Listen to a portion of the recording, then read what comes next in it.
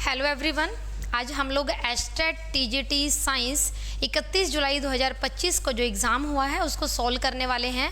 और जो भी स्टूडेंट्स आगे एस्टेट टीजीटी साइंस के लिए प्रिपेयर करना चाहते हैं तो आप लोग हमारे साथ हमारी एप्लीकेशन पे जुड़ सकते हैं, जहां आपको मिलेगा थ्योरी प्लस में लास्ट ईयर्स यानी जो PYQ सॉल्यूशंस हैं वो आपको मिलेंगे और साथ में कुछ एक्स्ट्रा एडिशनल क्वेश्चंस मिलेंगे जो कि टोटली आपके पेपर के लेवल के अकॉर्डिंग ही बनाए गए हैं, तो बहुत ज़्यादा हेल्पफुल रहेंगे आप लोगों के लिए। तो आज जो बेसिकली हमारी क्लास है वो है साइंस के पेपर सॉल्यूशन की, और आज हम लोग सॉल्यूशन करने वाले हैं फिजिक्स के क्वेश्चंस का। तो आइए स्टार्ट करते हैं। सबसे पहले हमारे पास क्वेश्चन गिवन है 91। आज मेरे पास सेट C अवेलेबल है। तो देखिए पहला क्वेश्चन मेरे पास दिया गया है कि एक मोटर है और मोटर की जो पावर है वो मुझे दी गई है 45 किलोवाट। पावर दी गई है 45 किलोवाट और ये जो मोटर है ये एक केबल को वाइंड कर रही है एक ड्रम के चारों ओर, और जो मास दिया गया है आपको दिया गया है 2700 किलोग्राम का, और हाइट दी गई है 6 मीटर की। टाइम दिया गया है आपको 3 सेकंड का। हमसे पूछ रहे हैं कि बताइए कितनी पावर लॉस होगी फ्रिक्शन के दौरान। जब भी हमें लॉस कैलकुलेट करना होता है तो हमेशा ध्यान रखिए आपको इनपुट और आउटपुट का पता होना चाहिए। लॉस हमेशा कैलकुलेट किया जाता है difference between input and output, कि इनपुट कितना दिया गया है और आउटपुट आपके पास कितना है, दोनों को डिफरेंस कर दीजिए, आपके पास लॉस आ जाएगा। तो आपको जो वैल्यू दी गई है ये इनपुट पावर की दी गई है। आउटपुट पावर मुझे कैलकुलेट करनी है कि कितनी पावर हमारी कंज्यूम होगी इस वेट को लिफ्ट करने के लिए। तो आपकी पावर का फॉर्मूला होता है work divided by time. Power का फॉर्मूला होता है वर्क बाय टाइम, और वर्क का फॉर्मूला होता है मेरे पास mgh डिवाइडेड बाय t। अगर हम लोग बात करें इस क्वेश्चन के लेवल की तो आप लोगों का ये जो लेवल है ये 9th क्लास से स्टार्ट हो जाता है। वर्क डन होता है mgh, टाइम आपको t दिया गया है, जो मास है आपको दिया गया है 2700 kg, और g की वैल्यू हम लोग 10 कंसिडर कर रहे हैं। हाइट आपको दी गई है 6 मीटर की और टाइम दिया गया है आपको 3 सेकंड का। इसको जब हम लोग सोल्व करेंगे तो ये मेरे पास आएगी आउटपुट पावर। तो आउटपुट पावर की वैल्यू आ जाएगी यहाँ से मेरे पास 3 से काट दीजिए, 2 पे जाएगा। 27 को 2 से मल्टीप्लाई करेंगे तो 54 आएगा, और आपके पास 3 जीरो है, यानी आपके पास आ जाएगा 54,000 वाट। 54,000 वाट को हम लोग लिख सकते हैं 54, यानी कि 54 किलोवाट। किलो में इसलिए कन्वर्ट कर रहे हैं क्योंकि हमें जो दिया गया है वो भी किलो में ही दिया गया है। हमें कैलकुलेट करना होता है लॉस के बारे में, कितनी पावर लॉस्ट होगी। इसका फॉर्मूला होता है input power minus output power. अब जो हमें इनपुट पावर दी गई है वो 45,000 है और जो आउटपुट है वो 54,000 है। देखा जाए तो ये क्वेश्चन आपका स्टेटमेंट वाइज गलत दिया गया है, क्योंकि आउटपुट कभी भी इनपुट से ज़्यादा पॉसिबल नहीं है। आउटपुट चाहे हम किसी भी केस में करें, आउटपुट हमेशा इनपुट से कम होती है। यहाँ पे अगर हमें लॉस कैलकुलेट करूँगी, इनपुट आपका 45 किलोवाट है और आउटपुट आपका 55 है, यानी 55 किलोवाट है। अगर हम लोग 54 किलोवाट है, अगर हम लोग कैलकुलेट करेंगे तो इसकी वैल्यू आएगी -9 किलोवाट, जो कि आपका टोटली गलत हो जाएगा क्योंकि नेगेटिव में हमारी वैल्यू आ रही है। इस क्वेश्चन के लिए आपको ग्रेस मार्क्स मिलेगा। इस क्वेश्चन की स्टेटमेंट में कोई ना कोई प्रॉब्लम है। तो चलिए इसका जो आंसर है हम नहीं बता रहे हैं, इसके लिए आपको मिलेगा ग्रेस मार्क्स। हम लोग स्टार्ट करते हैं अगला क्वेश्चन। 92 क्वेश्चन है हमारे पास।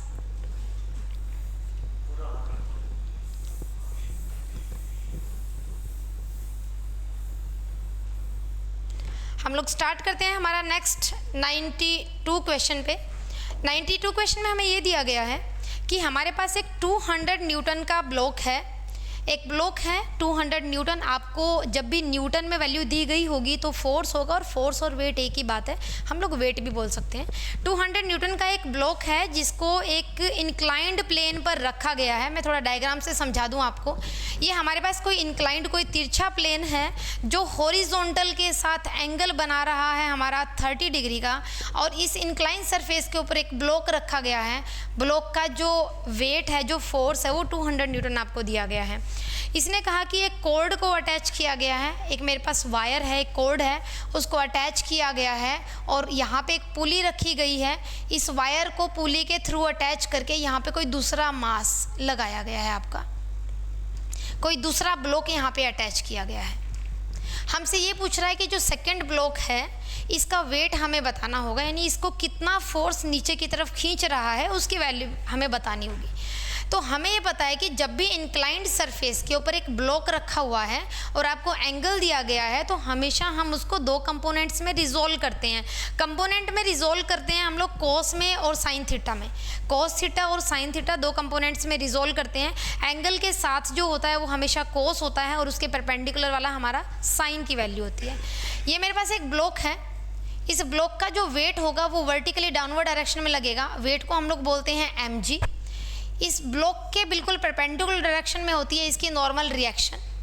अगर ये ब्लॉक ऊपर की ओर जा रहा है तो इसके ऊपर एक फ्रिक्शनल फोर्स लगेगा नीचे की ओर, लेकिन इसने हमें एक कंडीशन दी है कि जो सिस्टम है वो मेरा इक्विलिब्रियम में है। जो सिस्टम है वो कैसा है, इक्विलिब्रियम में है। इक्विलिब्रियम का मतलब है जो नेट फोर्सेस की वैल्यू होगी वो आपकी इक्वल रहेगी। वेट mg डाउनवर्ड डायरेक्शन में लगेगा, एक फोर्स लगेगा ऊपर की ओर। एक हम इसको कंपोनेंट्स में रिजोल्व करते हैं। आप लोगों को पता है जब इंक्लाइंड सरफेस पे एक ब्लॉक होता है तो ये जो एंगल की वैल्यू, ये वाली जो वैल्यू होती है ये होती है मेरे पास थीटा, और ये भी होता है मेरे पास थीटा, यानी ये आपको दिया गया है 30 डिग्री का। जिसके साथ एंगल होगा उसको रिजोल्व करते हैं mg cos थीटा में, और इसका जो परपेंडिकुलर कंपोनेंट है इसको बोलते हैं हम लोग mg sin थीटा। ये जो सेकेंड ब्लॉक है इसका भी वेट होगा, वेट हमेशा लगता है वर्टिकली डाउनवर्ड डायरेक्शन में।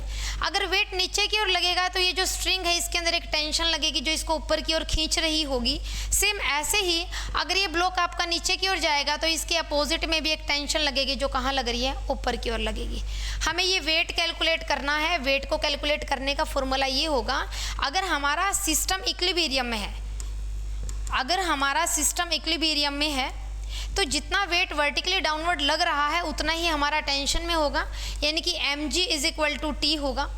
और जितना फोर्स इधर डाउनवर्ड डायरेक्शन में है उतना ही अपवर्ड में होगा क्योंकि हमारा सिस्टम इक्विलिब्रियम में है।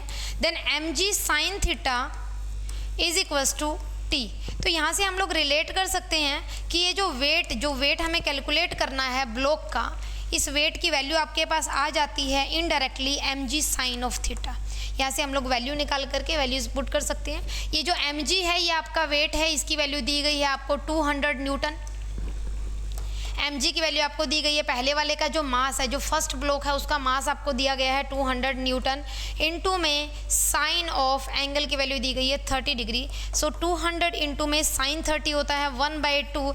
यहाँ से आपकी वैल्यू आ जाएगी 100 न्यूटन, यानी कि जो सेकंड ब्लॉक है उसका वेट आपका आएगा 100 न्यूटन।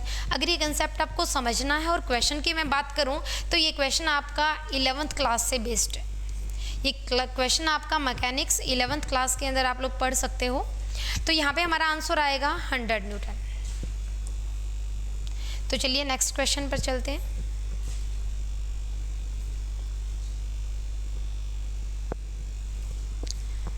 नेक्स्ट हमें क्वेश्चन दिया गया है क्वेश्चन नंबर 94, और 94 क्वेश्चन में हमें दिया गया है कि एक यूनिफॉर्म रिंग है जिसका मास है स्मॉल m और एक स्फीयर है जिसका मास है कैपिटल M। स्फीयर और रिंग दोनों एक दूसरे से √3r के डिस्टेंस पे रखे हुए हैं और हमें बताना होता है ग्रेविटेशनल फोर्स बिटवीन देम, कि रिंग की वजह से उस स्फीयर के ऊपर कितना ग्रेविटेशनल फोर्स लगा है। हालांकि इस टाइप का क्वेश्चन आपका इलेक्ट्रिक फील्ड से रिलेटेड भी होता है और ग्रेविटेशनल से भी रिलेटेड होता है। इलेक्ट्रिक फील्ड से रिलेटेड क्वेश्चंस भी रिंग के आते हैं, कुछ डिफरेंस नहीं होता। बस हम जब इलेक्ट्रिक फील्ड वाला चैप्टर पढ़ते हैं वहाँ पे चार्ज को मेंशन करते हैं, और जब हम लोग ग्रेविटेशनल की बात करते हैं वहाँ पे चार्ज को रिप्लेस कर देते हैं मास से। यानी जो ग्रेविटेशनल चैप्टर है वो टोटली मास के अकॉर्डिंग चलता है और इलेक्ट्रिक वाला चैप्टर आपका चार्ज के अकॉर्डिंग चलता है। तो सोल्व करते हैं इस क्वेश्चन को। इस क्वेश्चन में आपको ये दिया गया है कि मेरे पास एक रिंग है, इस रिंग का जो मास है वो स्मॉल m है, और इस रिंग की जो रेडियस है वही सेम रेडियस होगी मेरे पास इस स्फीयर की।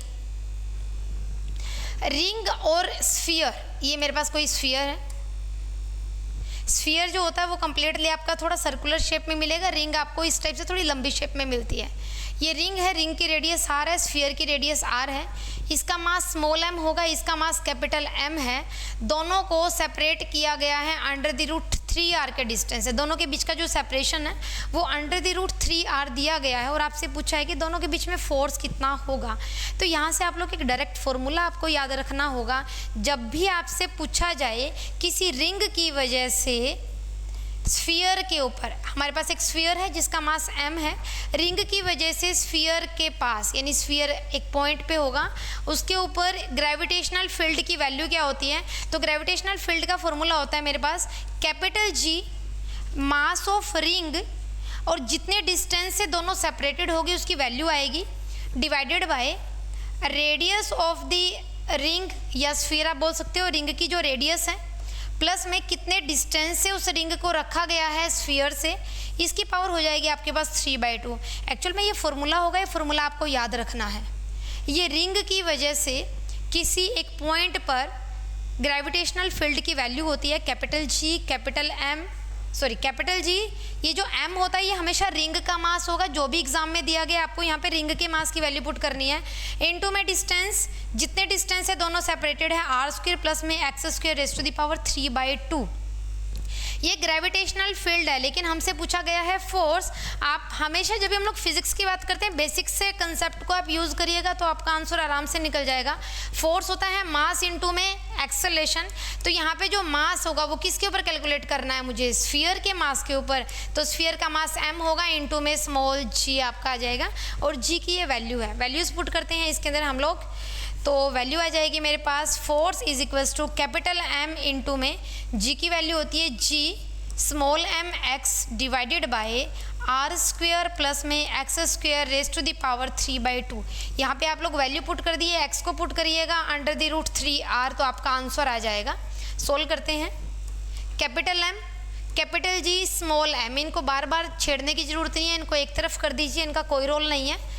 √3r, x की वैल्यू होगी डिवाइडेड बाय r का स्क्वायर प्लस में x को हम लोग पुट करें √3r, और इसका होगा स्क्वायर, और इसकी पावर हो जाएगी पूरे की 3/2। तो यहाँ पे देखिए √3 का स्क्वायर होगा, ये √3 और 2 कैंसिल आउट हो जाएंगे, वैल्यू आएगी m, capital G small m √3r divided by r² plus में 3 का रूट और ऊपर स्क्वायर था, यहाँ पे 3 बचेगा हमारा, और r का स्क्वायर हो जाएगा, और इस पूरे की पावर होती है मेरे पास 3/2।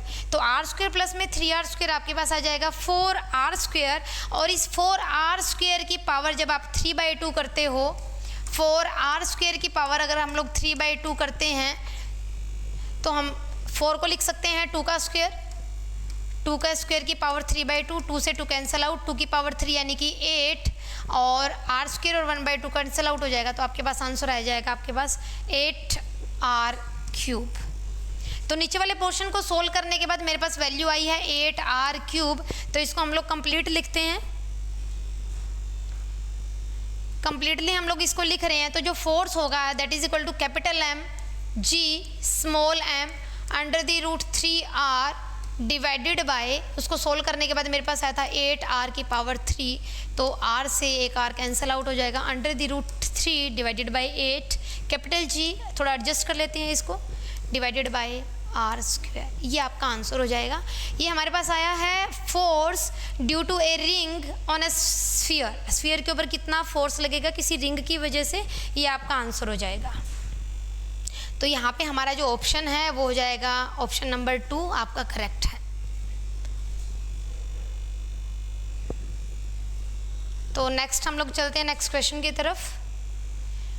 यहाँ पे मेरे पास एक क्वेश्चन दिया गया है, 99 क्वेश्चन में ये बोला गया है कि एक इंसेक्ट है। आज जो आपका पेपर है इसमें आपको मैं कुछ बेसिक से कंसेप्ट के बारे में बताऊंगी, यानी उन कंसेप्ट का हम लोग यूज़ कर सकते हैं, और ज़्यादातर पेपर में उन कंसेप्ट्स का यूज़ होता है और क्वेश्चंस इजीली सोल्व कर सकते हैं। एक इंसेक्ट है जो कि सर्कुलर ट्रैक पर है, और सर्कुलर ट्रैक की रेडियस आपको दी गई है 12 सेंटीमीटर यानी कि 12 सेंटीमीटर। वो कंटिन्यूसली मूव कर रहा है और उसने 7 चक्कर पूरे किए हैं 100 सेकंड के अंदर। हमसे पूछ रहा है बताइए कौन से वाली स्टेटमेंट आपकी करेक्ट होगी।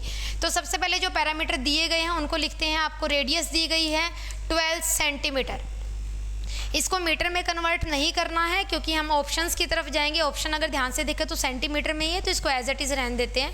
आपको दिया गया है कि 7 रिवॉल्यूशंस हो रहे हैं आपके 100 सेकेंड में। हमें बताना है कि लीनियर स्पीड कितनी होगी।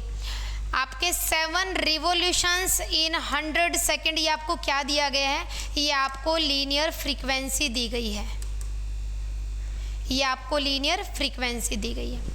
तो आपको दो पैरामीटर दिए गए हैं और आपसे स्पीड पूछ रहे हैं। एक इंपॉर्टेंट फॉर्मूला आपको हमेशा पता होना चाहिए, लीनियर वेलोसिटी के बीच में, या हम लोग बोल सकते हैं लीनियर और एंगुलर फ्रीक्वेंसी के बीच में v is equals to omega into में r, ये रिलेशन होता है।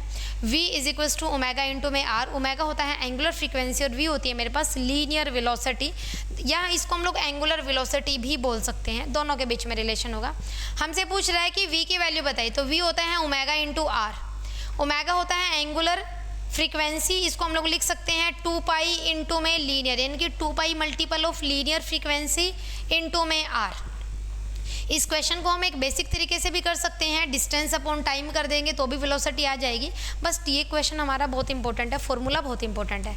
v is equals to 2 pi into में लीनियर जो फ्रीक्वेंसी दी गई है वो दिए गए आपको 7 रिवोल्यूशंस इन 100 सेकेंड, और आपको जो डिस्टेंस दी गई है दैट इज़ 12 सेंटीमीटर। इसको जब हम लोग सोल्व करेंगे तो यहाँ से आपके पास वैल्यू आ जाएगी 2 इंटू में पाई की वैल्यू पुट करते हैं क्योंकि पाई में नहीं आंसर, 3.14 इंटू 7 इंटू में 12 डिवाइडेड बाई 100। जब इसको सोल्व करते हो तो आपके पास जो लीनियर स्पीड की वैल्यू आएगी वो आएगी 5.3 सेंटीमीटर पर सेकेंड। आप आइडिया लगा सकते हो इससे। तो स्पीड आपके पास आई है 5.3 सेंटीमीटर पर सेकेंड, इसका मतलब ये पहला ऑप्शन हमारा सही है। दूसरे में बोल रहा है जो एक्सेलेरेशन है is not a constant vector, acceleration is not a constant vector, ये पॉइंट भी हमारा बिल्कुल सही है क्योंकि एक्सेलेरेशन हमारी बार बार बदल रही है, और अगर हमसे एक्सेलेरेशन की वैल्यू पूछता है और लीनियर और एंगुलर वेलोसिटी या फ्रीक्वेंसी के बारे में बात करें तो एक्सेलेरेशन का फॉर्मूला होगा। या फिर कभी भी अगर आपको कोई ऐसा क्वेश्चन दिया जाए, देखिए मैं आपको एक कंसेप्ट बता देती हूँ, अगर कभी भी सर्कुलर पाथ की बात करते हैं हम लोग, तो सर्कुलर पाथ की बात करेंगे तो हमेशा हम लोग एक फोर्स की बात करते हैं जिसका नाम होता है सेंट्रीपिटल फोर्स, जिसका नाम होता है सेंट्रीपिटल फोर्स। सेंट्रीपिटल फोर्स का फॉर्मूला होता है mv² डिवाइडेड बाय r, लेकिन यहाँ पे हमें लीनियर फ्रीक्वेंसी दी गई है ना। अब इस फोर्स को रिलेट करिए, फोर्स होता है मास इंटू एक्सेलेरेशन के इक्वल, तो यहाँ से मैं एक्सेलेरेशन को बोल सकती हूँ कितना होगा v² डिवाइडेड बाय r।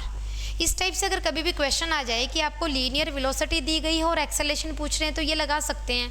अगर इसी के अंदर आपको v ना दे करके ओमेगा दे रहा है, यानी कि एंगुलर फ्रीक्वेंसी आपको प्रोवाइड करी गई है, तो आप लोग कैसे करोगे? रिलेशन पता है मुझे, v is equals to omega into में r, तो ओमेगा r कंप्लीट का square divided by r, omega square r square divided by r, एक आर कैंसल आउट हो जाएगा, ओमेगा स्क्वायर इंटू आर। तो ये दोनों ही फॉर्मूले आपके बिल्कुल करेक्ट होते हैं। जब से आपसे एक्सेलेरेशन पूछा जाए v square divided by r कर दीजिए या फिर ओमेगा स्क्वायर इंटू आर। हमारे पास यहाँ पे v की वैल्यू फर्स्ट ऑप्शन में हम लोग कैलकुलेट कर चुके हैं, उसकी वैल्यू है 5.3 स्क्वायर डिवाइडेड बाई r की वैल्यू आपको दी गई है 12। यहाँ से हम लोग सोल्व करेंगे तो आपका जो ऑप्शन नंबर 3 है वो भी आपका करेक्ट हो जाएगा।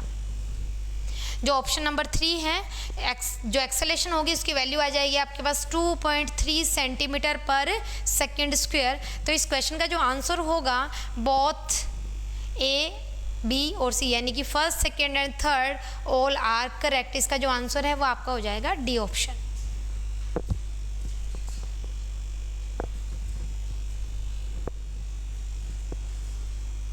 तो चलिए भी आएगा मेरे पास नेक्स्ट क्वेश्चन है। एक मैग्नेट्रॉन है मेरे पास, जब भी साइक्लोट्रॉन की बात करता है और चाहे मैग्नेट्रॉन की बात करें तो आपका जो कंसेप्ट रहेगा वो ऑलमोस्ट सेम ही होता है। एक मैग्नेट्रॉन है, microwave oven, emit electromagnetic wave, frequency आपको दी गई है, magnitude of magnetic field with electron to move in a circular path with this frequency. हमसे पूछा गया है मैग्नेटिक फील्ड की वैल्यू बताइए। जब भी इस टाइप का कोई भी क्वेश्चन आए, अगर आपको साइक्लोट्रॉन की बात करता है, मैग्नेट्रॉन की बात करता है और साथ में आपको एक हिंट दे रहा है, आपसे पूछ रहा है मैग्नेटिक फील्ड के बारे में और एक सर्कुलर ऑर्बिट के बारे में बात करता है कि सर्कुलर पाथ में घूम रहा है, इतनी फ्रीक्वेंसी के साथ मूव कर रहा है, तो हमेशा यहाँ पे जो आपका कंसेप्ट लगता है, जो मैग्नेटिक फोर्स इसके ऊपर लगेगा, जब कोई भी चीज़ घूम रही है तो मैग्नेटिक फोर्स जो लग रहा है वो होगा QVB और ये इक्वल होता है सेंट्रीपिटल फोर्स के इक्वल। तो सर्कुलर पाथ की वजह से जो फोर्स होता है वो सेंट्रीपिटल फोर्स होगा और मैग्नेटिक फील्ड की वजह से जो फोर्स होता है उसकी वैल्यू होती है QVB। दोनों फोर्सेस को एक दूसरे से इक्वेट कर दीजिए और जो भी वैल्यू आपसे पूछ रहा है पेपर वाला वो हम लोग इजीली बता सकते हैं। तो QVB is equal to mv² upon में r। यहाँ से मेरे से पूछा गया है कि b की वैल्यू बताइए। बी की वैल्यू बतानी है तो वी कैंसल आउट हो जाएगा यहाँ से, m divided by q into में r और इंटू में v। लेकिन यहाँ पे मेरे जो मेंशन की गई है वो फ्रीक्वेंसी दी गई है, फ्रीक्वेंसी दी गई है 2450 मेगा हर्ट्ज़ की। अब इसको जो v को है हम लोग लीनियर, ये जो v है ये लीनियर वेलोसिटी है, इसको हम लोग लीनियर फ्रीक्वेंसी में कन्वर्ट करेंगे। कैसे कन्वर्ट करते हैं मुझे पता है, v is equal to omega into में r, v is equal to omega into r, या v is equal to omega होता है 2 पाई न्यू इंटू में r। ये वैल्यू आप रख दीजिए, आपका आंसर आ जाएगा ऐसे, b is equal to m as it is, v की वैल्यू हम लोग पुट करेंगे 2 pi into linear frequency into r divided by में q इंटू में r से r कैंसल आउट हो जाएगा। फ्रीक्वेंसी इसको आप न्यू बोल दो, चाहे इसको f का भी नाम दे सकते हो, कोई प्रॉब्लम नहीं है, क्योंकि हमें f दे रहा है पेपर वाला। f आपको दिया गया है mass of electron, charge of electron हमें पता है। इलेक्ट्रॉन का जो मास होता है उसकी वैल्यू होती है 9.1 इंटू 10 की पावर माइनस 31 किलोग्राम, और जो चार्ज होता है इलेक्ट्रॉन पे उसकी वैल्यू होती है माइनस 1.6 इंटू 10 की पावर माइनस 19 कूलम। यहाँ पे हम लोग जो नेगेटिव साइन है उसको इग्नोर कर रहे हैं, नेगेटिव को छोड़ दीजिएगा, हम सिर्फ मैग्नीट्यूड की बात करेंगे।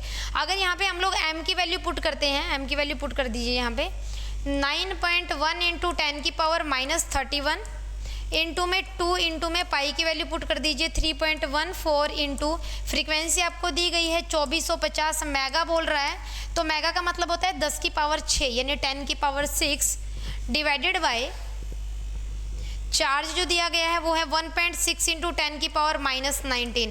पहले हमेशा जब इस सॉल्यूशन हम लोग करते हैं 10 की पावर्स को सोल्व करिएगा, 10 की पावर माइनस 31, 10 की पावर 6, 10 की पावर माइनस 19, इनको सोल्व करना, और जब हम इसको कैलकुलेट करेंगे तो हमारे पास आंसर आ जाएगा 0.0877 टेस्ला। अगर आप इसको क्लियरली सोल्व करते हो आपका जो रियल आंसर है वो कुछ ऐसे आएगा 8770 इंटू 10 की पावर माइनस 5। लेकिन पेपर वाला हमसे जिस टर्म्स में आंसर पूछ रहा है उसी में बताएंगे, 10 की 5 को हटा करके आप 0.08 कर देंगे, तो इसका जो आंसर होगा that is option number C, यानी कि थर्ड आपका आंसर है। इसके ऊपर एक क्वेश्चन और रह गया हमारा, for the following reasons nichrome की वायर को यूज़ किया जाता है। देखो नाइक्रोम की जो वायर होती है वो एक एलॉय से बनी होती है, नाइक्रोम की जो वायर है वो एक एलॉय से बनी होती है, और इसकी जो खास बात है वो ये है कि ये हीटर के अंदर यूज़ की जाती है, इलेक्ट्रिकल हीटर के अंदर नाइक्रोम की वायर का यूज़ किया जाता है। इसकी सबसे खास बात ये होगी कि इसकी जो स्पेसिफिक रेजिस्टेंस है, जो स्पेसिफिक रेजिस्टेंस है उसी का एक दूसरा नाम होता है रेजिस्टिविटी। इसकी जो स्पेसिफिक रेजिस्टेंस यानी कि जो रेजिस्टिविटी होती है वो बहुत ज़्यादा हाई होती है। सेकंड पॉइंट, इसका जो मेल्टिंग पॉइंट होता है वो बहुत ज़्यादा हाई होती है।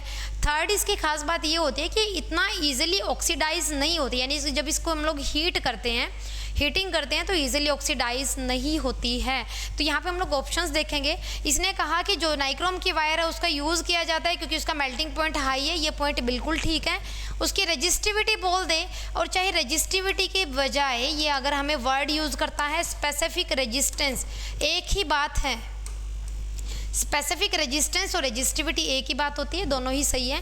लेकिन जो थर्ड पॉइंट बोल रहा है ना कि ये इजीली ऑक्सीडाइज हो जाएगी, ये पॉइंट गलत है, ये इजीली ऑक्सीडाइज नहीं होती है, इसीलिए हम लोग इसको इस्तेमाल करते हैं। तो इसका जो आंसर होगा only first and second option are correct, only 1 and 2 are correct.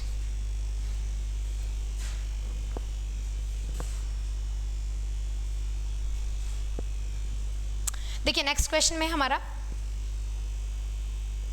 जो नेक्स्ट क्वेश्चन है ये आपका एरर का क्वेश्चन है। चलो मैं साथ के साथ ये भी बता देती हूँ कि आपको टीजीटी के लिए प्रिपेयर कैसे करना है, कौन सी क्लास का ये क्वेश्चन है। ये जो अभी मैं आपको एरर वाला क्वेश्चन करवा रही हूँ ये आपका 11th क्लास का क्वेश्चन है, और इसके बाद जो हमारा सोलेनॉइड वाला आएगा ये आपका 12th क्लास का क्वेश्चन होगा। तो हम लोग एरर के ऊपर एक क्वेश्चन पूछा गया है हमसे, हमें वैल्यूज़ दी गई हैं कि आपको टाइम की वैल्यू दी गई, एक सिंपल पेंडुलम है उसके टाइम्स की वैल्यू दी गई है, और फाइनली मुझसे पूछ क्या रहा है, मीन एब्सोल्यूट एरर पूछ रहे हैं और परसेंटेज एरर के बारे में हमसे पूछा गया है। तो पहले हम लोग बोलते हैं, देखो मीन एब्सोल्यूट एरर कैसे कैलकुलेट करी जाती है।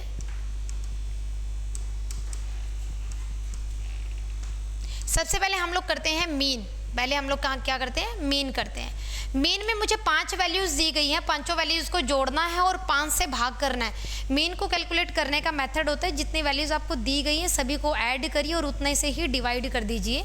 तो आपको वैल्यूज़ दी गई हैं 2.63 प्लस में 2.56 प्लस में 2.42 प्लस में 2.71 प्लस में 2.80। सभी वैल्यूज़ को ऐड करिए और जितनी वैल्यूज़ हमें दी गई है उतने से ही डिवाइड कर दीजिए।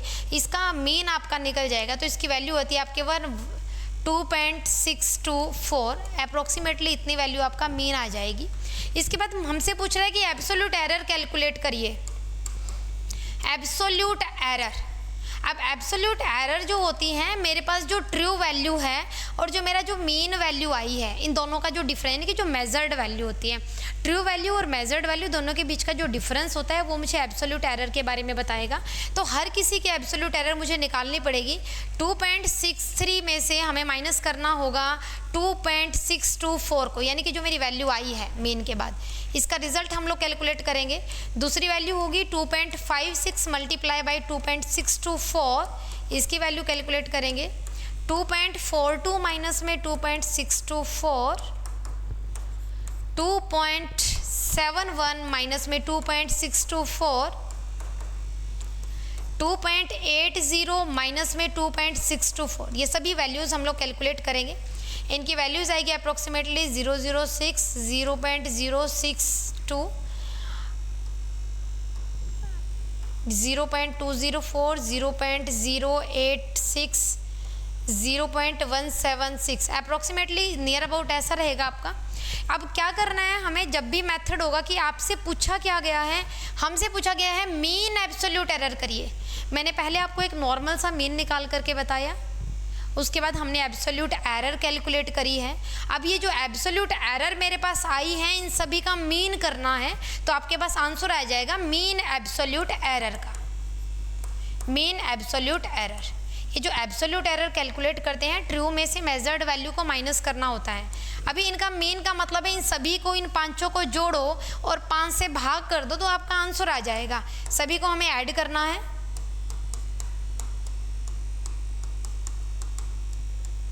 प्लस में 0.086 प्लस में 0.1726 जो भी आएगा, सभी को अगर आप लोग 5 से डिवाइड करते हो तो इसका आंसर आएगा मेरे पास 0.107, नियर अबाउट कुछ ऐसा मेरा आंसर आएगा। तो इसको हम लोग बोल सकते हैं कि ये नियर अबाउट होता है 0.11 के। किसके नियर अबाउट होगा ये? अगर इसको राउंड ऑफ करते हैं तो ये वैल्यू हो जाएगी 0.11 सेकेंड के नियर अबाउट हमारा राउंड ऑफ हो जाएगा। तो इसका जो मीन एब्सोल्यूट एरर आई है उसकी वैल्यू आई है मेरे पास 0.11 सेकेंड। सेकेंड मेरे से पूछ रहा है कि परसेंटेज एरर बताइए। भाई देखो, परसेंटेज एरर जब भी निकाला जाता है, मीन एब्सोल्यूट एरर जो आपकी आई है उसको डिवाइड कर दीजिए मीन वैल्यू से। जो ऊपर मीन वैल्यू हमने कैलकुलेट करी थी उससे डिवाइड करना है। तो मीन एब्सोल्यूट एरर आई है मेरे पास 0.11 डिवाइडेड बाय 2.624 मल्टीप्लाई बाय 100, ये आपका आ जाएगा परसेंटेज एरर और इसकी वैल्यू आती है आपकी 4%। ये आपका 11th क्लास का टॉपिक है, एरर के बारे में है। क्वेश्चन को ध्यान से पढ़ना है। हमसे पूछा गया था मीन एब्सोल्यूट एरर, यानी कि जो एब्सोल्यूट एरर आएगी उसका हमें मीन कैलकुलेट करना है। और आफ्टर दैट हमें बताना था कि परसेंटेज एरर कैसे कैलकुलेट करते हैं। परसेंटेज एरर का मेथड होता है कि जो मेरी मीन एब्सोल्यूट एरर आई है उसको हमें जो मीन वैल्यू है उसे डिवाइड करना होता है और मल्टीप्लाई बाय 100, तो हमारे पास परसेंटेज एरर आ जाएगा। तो इसका जो ऑप्शन नंबर ए है वो आपका करेक्ट हो जाएगा। तो चलिए नेक्स्ट क्वेश्चन की तरफ।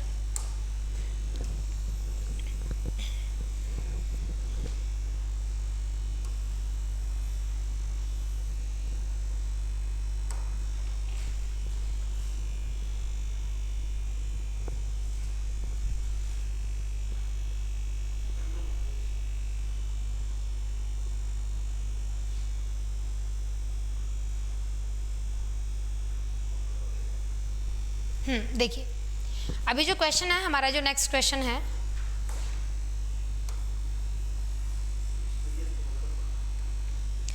जो नेक्स्ट क्वेश्चन है हमारा वो दिया गया है हमें कि एक लॉन्ग सोलेनॉइड है। जब भी सोलेनॉइड के ऊपर बहुत इंपॉर्टेंट टॉपिक है, हमारा 10th क्लास से स्टार्ट हो जाता है और थोड़ा सा एडवांस फॉर्म जो है वो 12th क्लास में भी पूछी जाती है सोलेनॉइड के बारे में।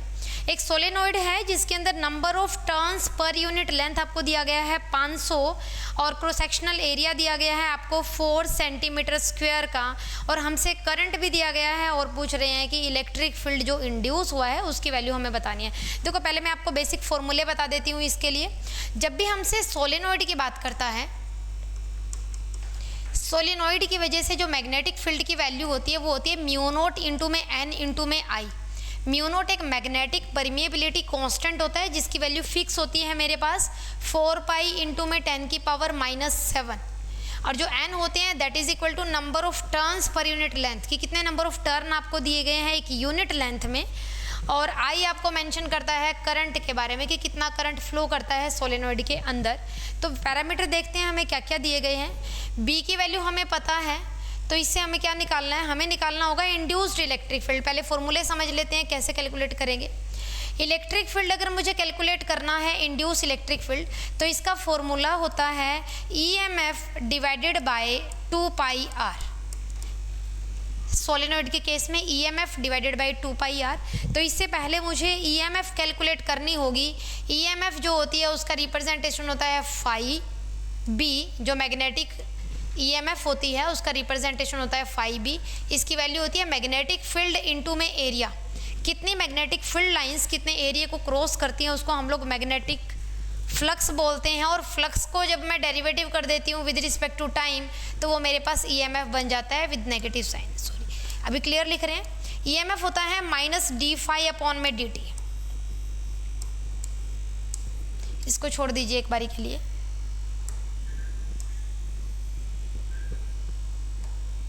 हम लोग इस पे आते हैं। देखो हमें मैग्नेटिक फील्ड कैलकुलेट करना है, क्योंकि फाइनली हमें कैलकुलेट करना होगा electric field. Electric field calculate करने से पहले मैं EMF कैलकुलेट करूंगी, क्योंकि सोलेनॉइड के बारे में बात कर रहे हैं तो मैग्नेटिक फील्ड के बारे में बात करेंगे। हम लोग कैसे आ सकते हैं, पहले मैग्नेटिक फील्ड को कैलकुलेट करेंगे, फिर हम लोग EMF को कैलकुलेट करेंगे, और EMF के बाद देन हम लोग इलेक्ट्रिक फील्ड को कैलकुलेट करेंगे। इलेक्ट्रिक फील्ड होता है EMF divided by 2 pi r. अब ये EMF क्या होता है, EMF की फुल फॉर्म होती है इलेक्ट्रोमोटिव फोर्स। ये होता है नेगेटिव जहाँ यहाँ पे अपोज को रिप्रेजेंट करता है। नेगेटिव ऑफ द d∅/dt, जो फाई होता है ये मैग्नेटिक फ्लक्स को बता रहा है। फाई होता है मैग्नेटिक फ्लक्स और फाई की वैल्यू होती है B.A। तो कहीं ना कहीं मैं EMF को लिख सकती हूँ -d/dt ऑफ B.A। अब B की वैल्यू मुझे कैलकुलेट करनी होगी, फिर मेरा EMF आएगा और फाइनली हम लोग इलेक्ट्रिक फील्ड को कैलकुलेट करेंगे।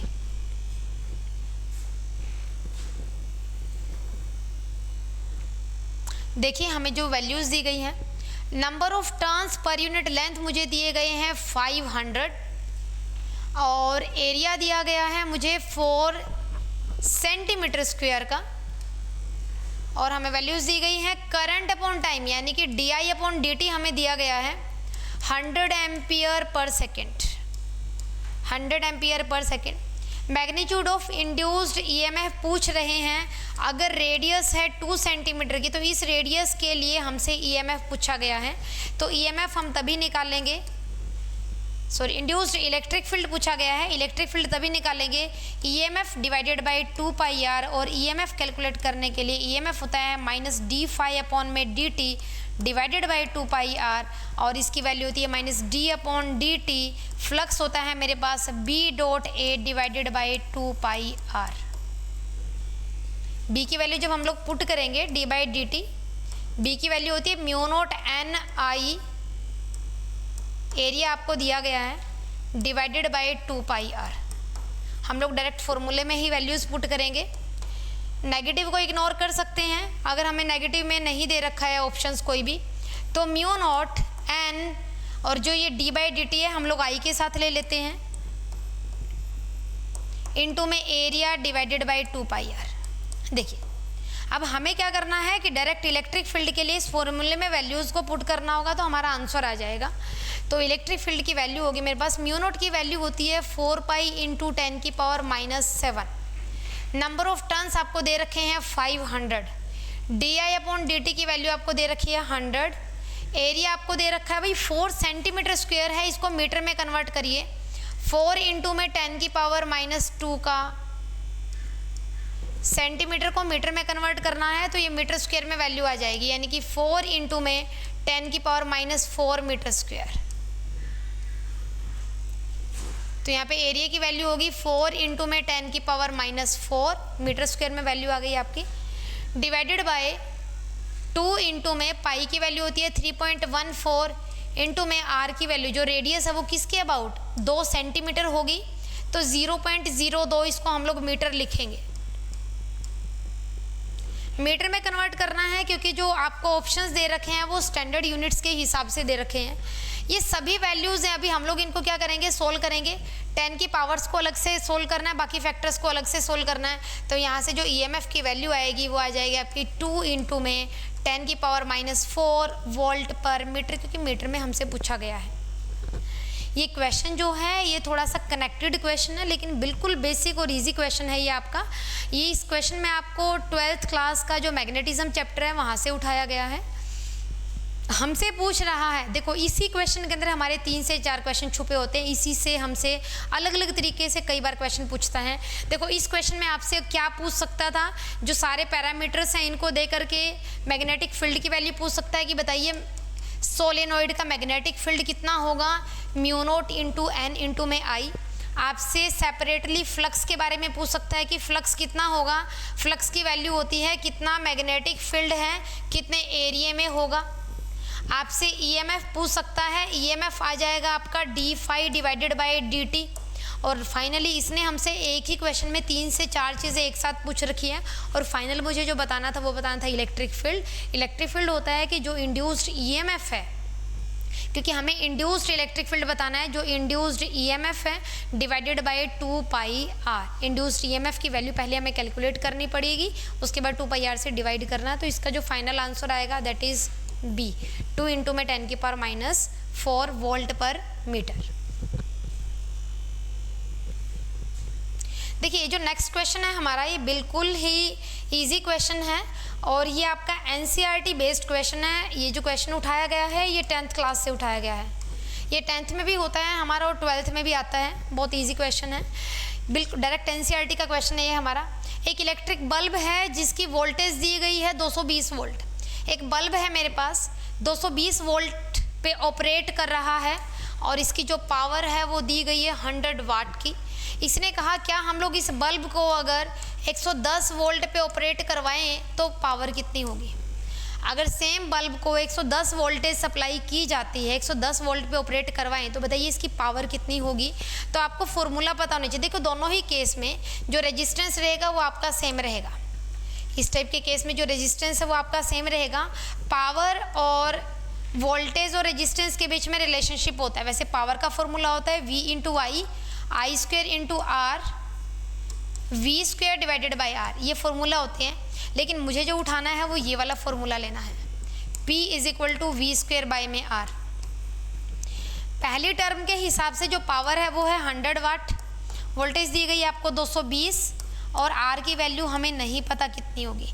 यहाँ से आर की वैल्यू कैलकुलेट कर लीजिए, 220 का स्क्वायर डिवाइडेड बाई 100 बटे में 100 करिए। सेकेंड केस में जो पावर होगी वो कितनी होगी, v का स्क्वायर डिवाइडेड बाय r। ये पावर मुझे कैलकुलेट करनी है, ये वाली पावर मुझे कैलकुलेट करनी है जब वोल्टेज आपका 110 वोल्ट का है। तो पावर आ जाएगी आपके पास 110 का स्क्वायर डिवाइडेड बाय r की वैल्यू यहाँ से उठा करके रख दो, 220 का स्क्वायर इंटू में 100। सॉल्व मत करना क्योंकि मुझे पता चल रहा है हम लोग डायरेक्ट कैंसिल कर सकते हैं। 110 इंटू 110 इंटू में 100, 220 इंटू 220 तो काट दीजिए, 11 दूनी 22, ये भी 2 पे हो जाएगा, 2 दूनी 4 और ये कट जाएगा आपका कितने पे, 25 पे। तो यहाँ से जो उत्तर आएगा आपका आंसर जो है वो फाइनल होगा 25 वाट। आपको इस टाइप के क्वेश्चंस में ये बोला गया था कि एक बल्ब है जो 220 वोल्टेज सप्लाई करने से 100 वाट की उसकी पावर है। तो हमें बताना अगर हम लोग सप्लाई जो है जो वोल्टेज अगर 110 वोल्ट प्रोवाइड कर रहे हैं तो उसकी पावर कितनी होगी। इस केस में जो रेजिस्टेंस है वो आपका सेम रहेगा। तो एक ऐसा फॉर्मूला हमें उठाना है जिसमें आपको P, V और R तीनों का मेंशन करेगा। पावर होगी, वोल्टेज होगी और रेजिस्टेंस होगी। फॉर्मूला होता है P बराबर V² डिवाइडेड बाई R। तो R आपका सेम है। पहले पार्ट से मैंने R को कैलकुलेट किया और दूसरे के अंदर वैल्यू पुट कर दी, तो यहाँ से पावर की वैल्यू आएगी 25 वाट। डी ऑप्शन आपका करेक्ट हो जाएगा। नेक्स्ट क्वेश्चन देखते हैं। देखिए नेक्स्ट क्वेश्चन जो है आपका,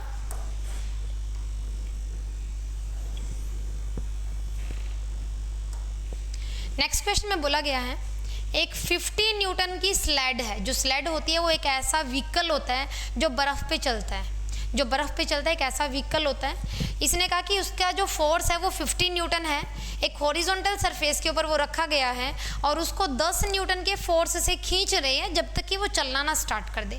जैसे ही उसने चलना स्टार्ट किया, उसके ऊपर हमें ज़्यादा फोर्स लगाने की ज़रूरत नहीं है। चलने के बाद उसके ऊपर जो फोर्स अप्लाई कर रहे हैं वो सिर्फ 5 न्यूटन की ही हमें नीड है। हमसे पूछ रहा है कि इनके कोफिशिएंट बताइए। ये आपका फ्रिक्शन वाले चैप्टर का है और 11th क्लास का ये आपका क्वेश्चन है। 11th क्लास में आपको इजीली अवेलेबल हो जाएगा ये क्वेश्चन। हमसे कोफिशिएंट पूछ रहा है स्टैटिक और काइनेटिक फ्रिक्शन के। ये कोई हॉरिजॉन्टल सरफेस है, इसके ऊपर एक ब्लॉक रखा हुआ है। ब्लॉक का जो वेट होता है वो कहाँ लगेगा? वर्टिकली डाउनवर्ड, नीचे की ओर। इसके अपोजिट में एक नॉर्मल रिएक्शन होती है। इसको हम लोग खींच रहे हैं 10 न्यूटन के फोर्स से। कब तक खींच रहे हैं? जब तक ये चलना ना स्टार्ट कर दे तब तक हम लोग 10 न्यूटन फोर्स लगा रहे हैं। इसके अपोजिट में लग रहा है एक फ्रिक्शनल फोर्स। हमें स्टैटिक फ्रिक्शन के लिए फॉर्मूला पता है। जब भी स्टैटिक फ्रिक्शन की बात करते हैं, स्टैटिक का मतलब होता है रुका हुआ। जब तक वो ब्लॉक रुका हुआ है तब भी उसके ऊपर एक फ्रिक्शनल फोर्स लगेगा जो उसने उसको रोक करके रखा है।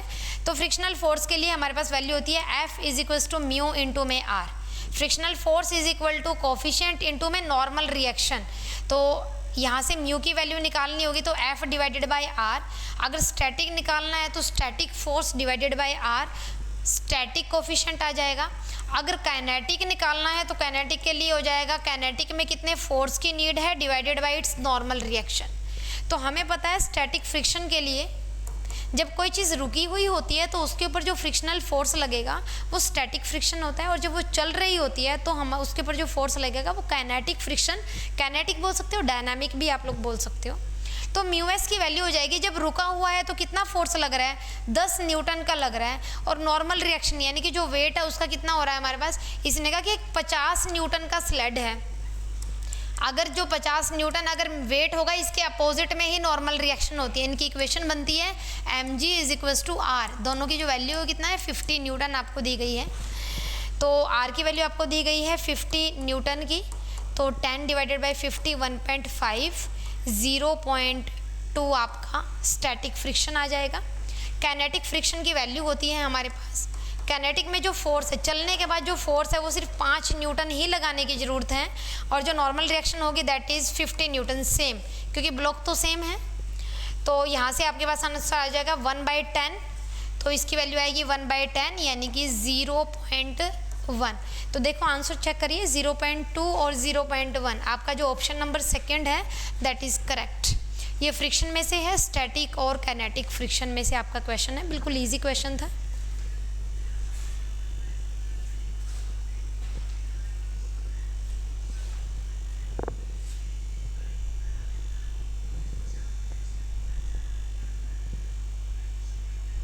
देखिए क्वेश्चन नंबर 115।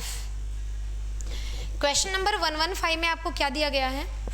इसने कहा कि हमें कुछ स्टेटमेंट्स दी गई है, हमें ये बताना है कि कौन से वाली स्टेटमेंट हमारी करेक्ट है। एक जो डीसी जनरेटर होता है वो एक सिंपल डीसी मोटर की तरह काम कर सकता है। ये जो स्टेटमेंट है ये आपकी बिल्कुल सही है, क्योंकि इनके मोस्ट ऑफ द जो कंपोनेंट्स होते हैं वो भी सेम होंगे। वैसे जो जनरेटर का काम होता है, जनरेटर का काम होता है मैकेनिकल एनर्जी को इलेक्ट्रिकल एनर्जी में कन्वर्ट करने का, जबकि मोटर का काम होता है इलेक्ट्रिकल एनर्जी को मैकेनिकल एनर्जी में कन्वर्ट करने का। लेकिन इसने कहा जो डीसी जनरेटर है क्या वो सिंपल डीसी मोटर की तरह बिहेव कर सकता है? एज यूज़ हम लोग कर सकते हैं। तो ये बात बिल्कुल सही है, हम लोग उसको यूज़ कर सकते हैं। सेकेंड पॉइंट का जो इंड्यूस्ड ईएमएफ फोर्स है एसी जनरेटर में वो रिवर्स होता है, रिवर्स डायरेक्शन ट्वाइस पर पीरियड, यानी कि एक टाइम पीरियड के दौरान वो 2 बार अपनी डायरेक्शन को बदलता है। ये बात भी बिल्कुल सही है। तो first and second both are correct, so both 1 and 2 are correct. इसका जो ऑप्शन आएगा दैट इज फोर्थ।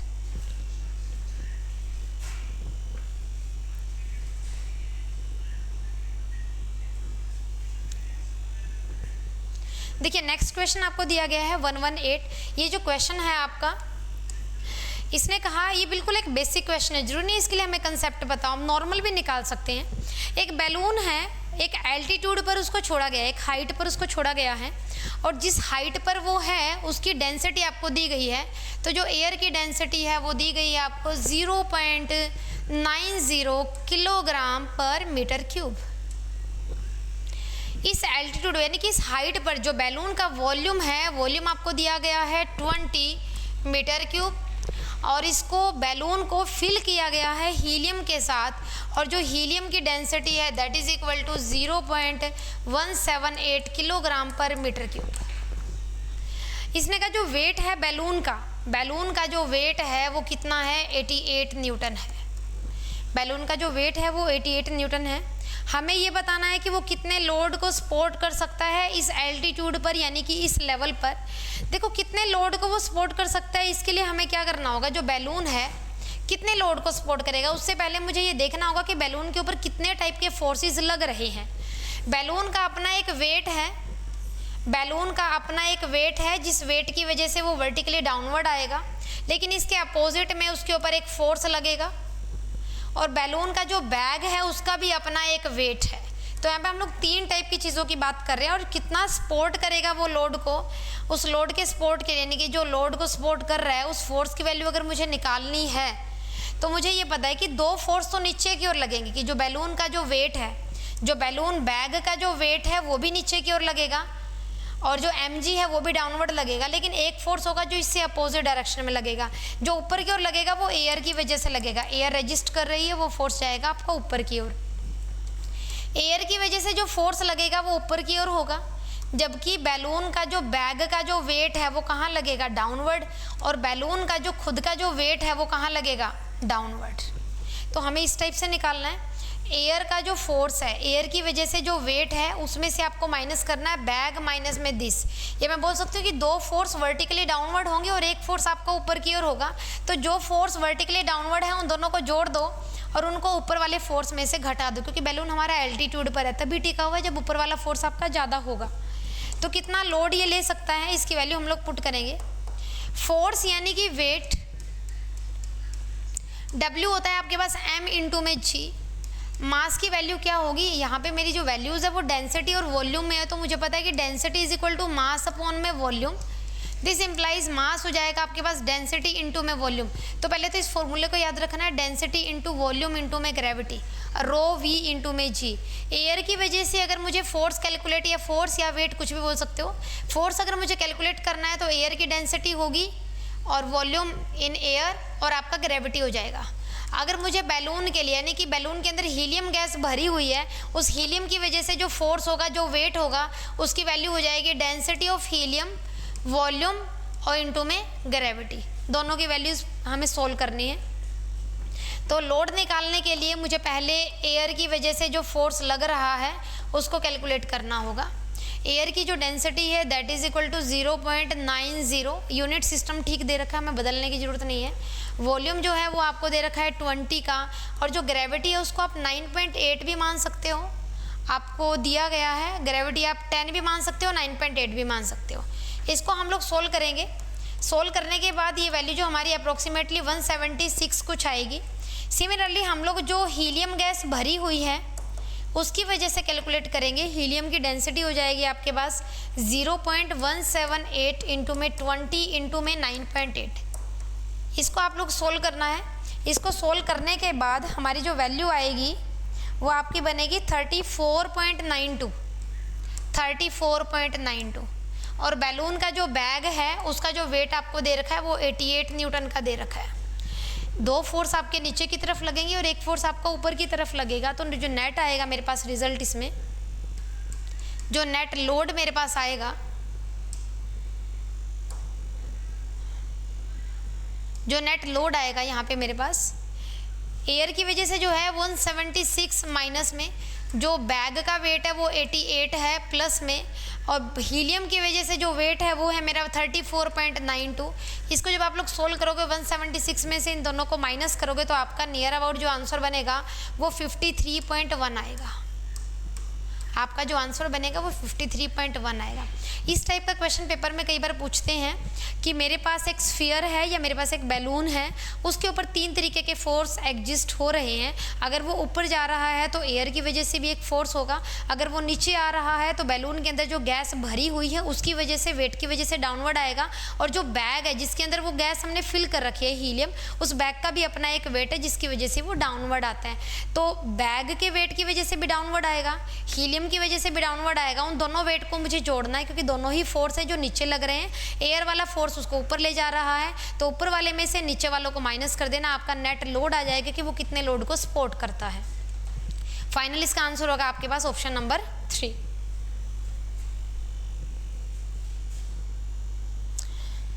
देखिए नेक्स्ट क्वेश्चन है मेरे पास। ये जो क्वेश्चन है आपका ये 11th क्लास के अकॉर्डिंग है। एक रिलेशन आपको दिया गया है और हमसे ये पूछ रहे हैं कि बताइए जो रिलेशन दिया गया है which is not a solution of one dimensional wave equation. One dimensional wave equation का सॉल्यूशन नहीं है। तो ये सॉल्यूशन हम लोग तभी बता पाएंगे जब हमें वन डायमेंशनल वेव इक्वेशन पता होगी। वन डायमेंशनल वेव इक्वेशन क्या होती है? वन डायमेंशनल वेव इक्वेशन होती है partial derivative of displacement with respect to time. Second partial derivative of displacement with respect to time is equal to C का square into में curly to U upon curly X का square. जो U है यहाँ पे ये displacement को represent कर रहा है, आप इसको एक्स भी मान सकते हो। जो टी है ये टाइम को बता रहा है। डिस्प्लेसमेंट को जब हम लोग 2 बार डेरिवेटिव करते हैं, डिस्प्लेसमेंट का 1 बार डेरिवेटिव करोगे तो वेलोसिटी आएगी, 2 बार डेरिवेटिव करोगे तो आपके पास एक्सेलेरेशन आ जाएगी। तो ये जो पहली टर्म होती है ये क्या रिप्रेजेंट कर रही है? उस वेव के एक्सेलरेशन को रिप्रेजेंट करता है कि वेव कितने एक्सेलरेशन से चल रही है। जो c होता है ये स्पीड होती है वेव की स्पीड कितनी होगी ये उसको बता रहा है। और करली टू यू अपन करली एक्स स्क्वायर ये हमें बताता है कर्वेचर ऑफ द वेव, कि जो वेव है उसका कर्वेचर कितना है, यानी कि वो वेव कितना मुड़ती है, उसके डेविएशन के बारे में हमें बताता है। तो ये रिलेशन होता है वन डायमेंशनल इक्वेशन का, और हमें चारों ऑप्शंस में से ये बताना है कि कौन से वाला सॉल्यूशन नहीं है। सॉल्यूशन नहीं है मतलब जो इस इक्वेशन को सेटिस्फाई नहीं करेगा। तो हम लोग, अगर मैं एक आपको ऑप्शन नंबर 1 से ही करके बता रही हूँ। पहली इक्वेशन है मेरे पास y is equals to x square plus में v का स्क्वायर टी का square.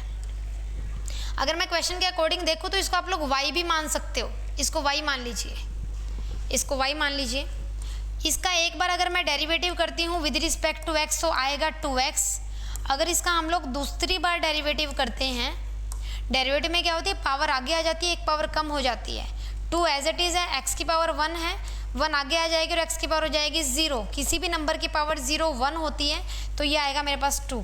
Second derivative with respect to x आ गया मेरे पास 2। अगर हम इसका t के विद रिस्पेक्ट टू डेरिवेटिव करते हैं तो v square as it is t square का हो जाएगा 2t। और अगर मैं इसका अगेन डेरिवेटिव करती हूँ तो वैल्यू आ जाएगा 2v square as it is t का हो जाएगा डेरिवेटिव 1। तो ये आ गया 2v स्क्वायर। क्या ये इक्वेशन इसको सेटिस्फाई करती है? करली 2y अपॉन करली टी स्क्वायर, इसकी वैल्यू यहाँ से आई है मेरे पास 2 इज इक्वल टू करली 2y अपॉन करली टी स्क्वायर, इसकी वैल्यू कितनी आ जाएगी मेरे पास, सॉरी इसकी वैल्यू आई है मेरे पास 2v का स्क्वायर इज इक्वल टू यहाँ से वैल्यू होगी c का स्क्वायर और x की वैल्यू आई है 2। जो c है ये भी वेलोसिटी को बता रही है और जो v है ये भी वेलोसिटी को ही रिप्रेजेंट करती है, यानी 2v स्क्वायर बराबर 2 स्क्वायर, यानी कि इक्वेशन हमारी सेटिस्फाइड है। तो जो इक्वेशन नंबर 1 है ये सॉल्यूशन होगी। लेकिन जो इक्वेशन नंबर 2 है इसको हम लोग चेक करते हैं और इसका जो आंसर आएगा वो इक्वेशन नंबर 2 आएगी, ये इसका सॉल्यूशन नहीं होगी। सॉल्यूशन क्यों नहीं होगी उसको सोल्व करवा रहे हैं।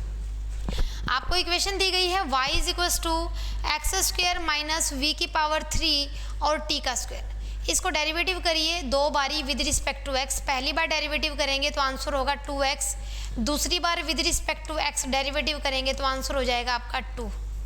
ये 2 आया है। विद रिस्पेक्ट टू t अगर हम लोग डेरिवेटिव करते हैं तो v का क्यूब इंटू में 2t, दोबारा से फिर अगर इसका डेरिवेटिव करेंगे तो आ जाएगा 2v का क्यूब। अब इस इक्वेशन को देखिए क्या ये सेटिस्फाई कर रही है मेरे पास। करली 2y अपॉन करली टी स्क्वायर, ये जो वैल्यू आई है ये आई है मेरे पास 2v की power 3 is equal to C का स्क्वायर इंटू इसकी वैल्यू आई है 2, यहाँ पे क्यूब है यहाँ पे स्क्वायर है, यानी कि जो इक्वेशन है ये सेटिस्फाई नहीं हो रही है। अगर अगले दोनों केसेस में आप यही काम करके देखो, 2 बार यानी कि आपको सेकंड डेरिवेटिव करके देखने हैं विद रिस्पेक्ट टू एक्स और 2 बार ही डेरिवेटिव करने हैं विद रिस्पेक्ट टू टी, तो ये दोनों इक्वेशन आपकी सेटिस्फाई करेंगी। तो इसका जो आंसर है दैट इज ऑप्शन नंबर 2, ये जो है सॉल्यूशन नहीं है हमारी वन डायमेंशनल वेव इक्वेशन का। ये फाइनल है। वन डायमेंशनल वेव इक्वेशन के सॉल्यूशन को फाइंड आउट करने के लिए आपको जो भी फंक्शन दिया गया है उसका विद रिस्पेक्ट टू एक्स 2 बार डेरिवेटिव करिए, इज इक्वल टू स्पीड का स्क्वायर इनटू यहाँ पे टाइम आएगा विद रिस्पेक्ट टू एक्स करिए, ये आपका final. With respect to time 2 बार डेरिवेटिव है, विद रिस्पेक्ट टू एक्स 2 बार डेरिवेटिव है, टाइम वाला is equal to c square into में एक्स का, तो इसका आंसर होगा आपका सेकेंड।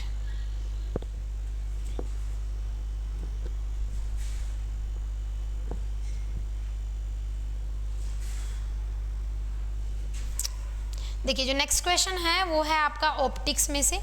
ऑप्टिक्स में से क्वेश्चन ये पूछा गया है कि for refraction of a concave spherical surface, एक कॉनकेव स्फेरिकल सरफेस है, डिस्टेंस मुझे बतानी है ऑब्जेक्ट, जो डिस्टेंस है ऑब्जेक्ट की that is equal to z time the radius of curvature.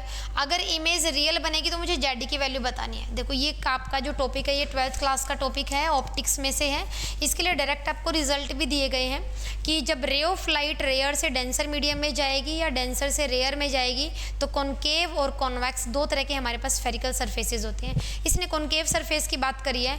अगर मैं बात करूँ कॉनकेव लेंस के बारे में तो कॉनकेव लेंस हमेशा वर्चुअल एंड डायरेक्ट इमेज ही बनाता है, रियल इमेज नहीं बनाएगा।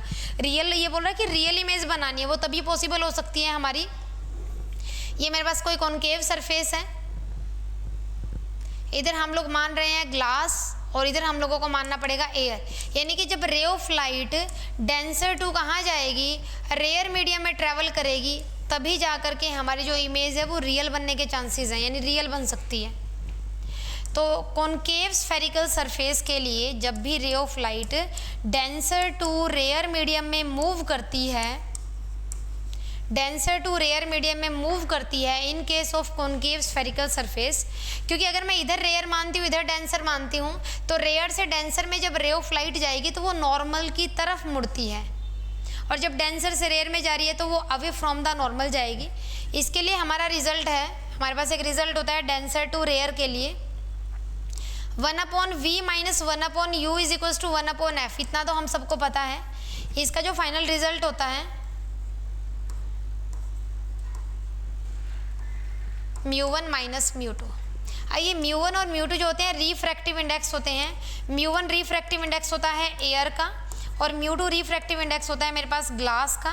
ग्लास का रिफ्रैक्टिव इंडेक्स होता है 1.5 और एयर का रिफ्रैक्टिव इंडेक्स होता है मेरे पास 1। ये फॉर्मूला होता है हमारे पास जब ray of light denser to rarer medium में ट्रेवल करेगी in case of concave spherical surface. इसमें हमें वैल्यूज़ को पुट करना है। अब μ1 की वैल्यू हमें कितनी दे रखी है 1 डिवाइडेड बाई v माइनस μ2 की वैल्यू होती है 1.5 डिवाइडेड बाई u। देखो जब भी हम लोग कॉनकेव स्फेरिकल सरफेस की बात करते हैं यहाँ पे जो u होगा ना वो आपका लेफ्ट साइड में होता है, नेगेटिव होगा, तो u को हमें ट्रीट करना है नेगेटिव। इज इक्वल्स टू μ1 की वैल्यू 1 है, μ2 की वैल्यू है 1.5 और जो रेडियस ऑफ कर्वेचर होगी वो भी लेफ्ट हैंड साइड में होगी, उसको भी हमें नेगेटिव करना है, यानी कि हमारी रेज से अपोजिट डायरेक्शन में होगी। इसको सोल्व करना है 1/v प्लस में 1.5 divided by u is equals to 0.5 divided by r।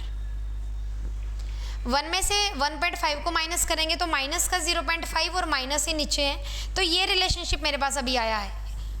इतना हम लोग नॉर्मली कर सकते हैं अगर मुझे फॉर्मूला याद है तो। देखो इसमें क्या किया गया है आपको 1/v प्लस में 1.5 को मैं 3/2 भी लिख सकती हूँ, थोड़ा इजी हो जाता है हमारे लिए, और 0.5 को हम लोग 1/2 भी लिख सकते हैं। 0.5 को मैं आधा लिख सकती हूँ 1/2। इसने कहा है कि जो इमेज है वो रियल आनी चाहिए। अगर इमेज रियल आनी चाहिए तो इसके लिए कंडीशन है v की वैल्यू 0 से बड़ी होनी चाहिए। अगर v 0 से बड़ा होना चाहिए तो 1/v भी आपका 0 से बड़ा होगा। अगर ये वैल्यू आपकी पॉजिटिव होगी तो कहीं ना कहीं ये वाली वैल्यू है उससे बड़ी होती है, तो 3/2u को आप इक्वेट कर देना 1/2r से, 2 से 2 कैंसल आउट हो जाएगा, क्रॉस मल्टीप्लाई करोगे तो यहाँ से u की वैल्यू हो जाएगी आपके पास 3r। इसने कहा जो ऑब्जेक्ट है वो z टाइम्स है किससे, r से, तो आपको z की वैल्यू बतानी थी, तो यहाँ से z की वैल्यू आपके पास आ जाएगी 3, ऑप्शन नंबर डी।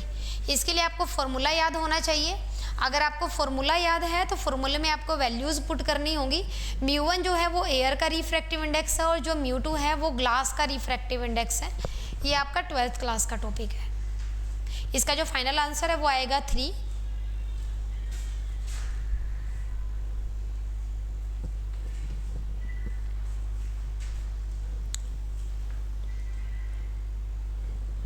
देखिए जो नेक्स्ट क्वेश्चन है इसमें कहा गया है Vijay is unable to focus on object closer than 2.5 metre, यानी कि 2.5 मीटर से नज़दीक की चीज़ों को विजय नहीं देख पा रहा है, तो उसके अंदर कौन सा डिफेक्ट होगा। देखो ऐसा कौन सा डिफेक्ट है जिसमें हम लोग नज़दीक की चीज़ों को नहीं देख पाते और दूर की चीज़ों को देख पा रहे हैं, उसको हम लोग बोलते हैं हाइपरमेट्रोपिया।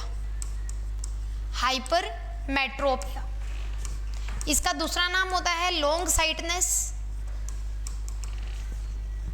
यहाँ पे क्या होता है कि नॉर्मली हमारी आंखों पे जो इमेज बनती है वो रेटिना पे बनती है, लेकिन हाइपरमेट्रोपिया में जो इमेज बनेगी वो रेटिना के बाद बनती है, और इमेज को रेटिना पे शिफ्ट करवाने के लिए यानी कि इस डिफेक्ट को करेक्ट करने के लिए कॉन्वेक्स लेंस का इस्तेमाल किया जाता है। इसने हमसे पूछा है कि बताइए रिफ्रैक्टिव पावर क्या होती है करेक्टिव लेंस की, यानी हमसे पावर पूछ रहा है। दे क्या क्या चीज़ें रखी हैं, इसने हमें कहा है कि जो नियर पॉइंट होता है, एक होता है यहाँ पे हमारे पास नियर पॉइंट, एक होता है फार पॉइंट। नियर पॉइंट की वैल्यू होती है 25 सेंटीमीटर। नियर पॉइंट की वैल्यू होती है 20, यानी कि मुझे नॉर्मली 25 सेंटीमीटर पे चीज़ें आराम से दिखनी चाहिए, तो ऑब्जेक्ट की वैल्यू होती है 25 सेंटीमीटर, लेकिन यहाँ पे होगी नेगेटिव वैल्यू। जो इमेज होती है वो मुझे कहाँ दिखाई दे रही है, इसने का 2.5 मीटर तक मुझे दिखाई दे रही है, उससे नज़दीक आएगी तो दिखाई नहीं देगी, तो जो इमेज होगी that is negative 2.5 metre, -2.5 metre. ये सेंटीमीटर में है तो इसको मीटर में कन्वर्ट करिए, -0.25 मीटर, -0.25 मीटर। हमें निकालनी है पावर। पावर होती है 1/4 फोकल लेंथ, और ये फॉर्मूला होता है 1/f = 1/v - 1/u। ये लेंसेज के लिए मेरे पास फॉर्मूला होता है। वैल्यूज पुट कर दीजिए। 1/f = 1 में v की वैल्यू है -2.5 -1 डिवाइडेड बाय -0.25। जब इन वैल्यूज़ को हम लोग सोल्व करते हैं और यहाँ से कैलकुलेट करेंगे तो आपके पास जो पावर आएगी उसकी वैल्यू आ जाएगी 3.6 डायोप्टर। इसमें सिंपल है, हमें एलसीएम लेना है, एलसीएम लेकर के कैलकुलेट करना है। तो जो 1/f का जो रिजल्ट आएगा, 1/f को हम लोग क्या बोल रहे हैं, पावर बोल रहे हैं। पावर की यूनिट होती है डायोप्टर, या हम लोग बोल सकते हैं मीटर इनवर्स या फिर सेंटीमीटर इनवर्स। यहाँ से इसको सोल्व करेंगे, एलसीएम लेंगे, -1 डिवाइडेड बाई 2.5 प्लस में 1 डिवाइडेड बाई 0.25, तो 1/f की वैल्यू आएगी। देन आप लोग पावर निकाल सकते हो 3.6 डायोप्टर। बी ऑप्शन आपका आंसर हो जाएगा।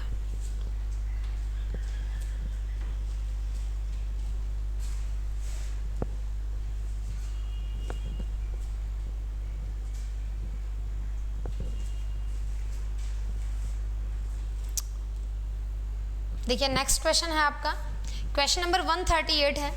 इसने कहा कि आपको फ्यूल दिए गए हैं और कौन से वाले फ्यूल की कैलोरीफिक वैल्यू सबसे ज़्यादा होती है।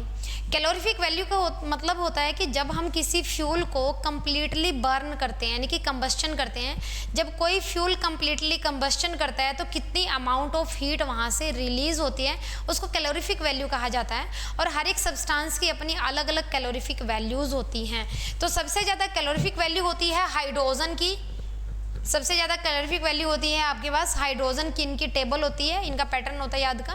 तो सबसे ज़्यादा इन 4 ऑप्शंस के अकॉर्डिंग सबसे ज़्यादा जो कैलोरीफिक वैल्यू है वो हाइड्रोजन की है। दूसरे नंबर पे हो जाएगी आपके पास एलपीजी, तीसरे नंबर पे होती है सीएनजी, और 4th नंबर पे होती है पेट्रोल।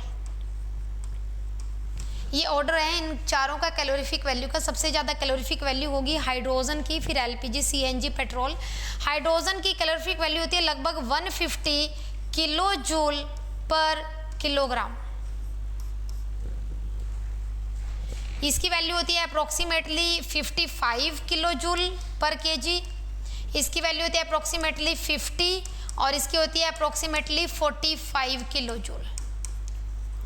तो सबसे ज़्यादा जो वैल्यू होगी वो हाइड्रोजन की होती है। और बेसिकली ये क्वेश्चन बहुत सारे कॉम्पिटिटिव एग्जाम्स में पूछा भी जाता है कि सबसे ज़्यादा कैलोरीफिक वैल्यू किसकी होती है, दैट इज़ हाइड्रोजन।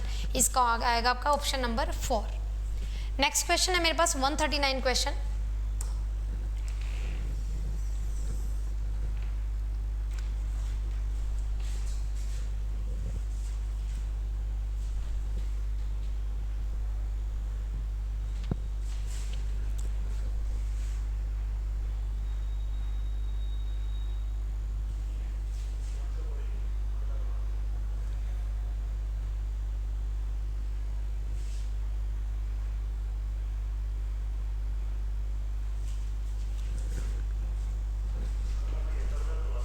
करवा दो।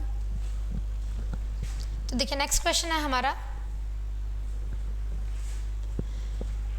Question number 141। इसने कहा कि एवरेज फोर्स हमें कैलकुलेट करना है। एक बुलेट है, बुलेट का मास आपको दिया गया है, बुलेट की स्पीड आपको दी गई है।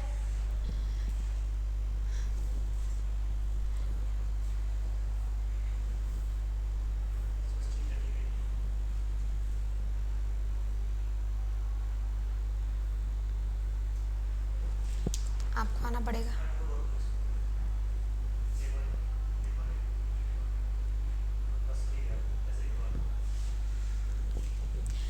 आपको एक बुलेट है,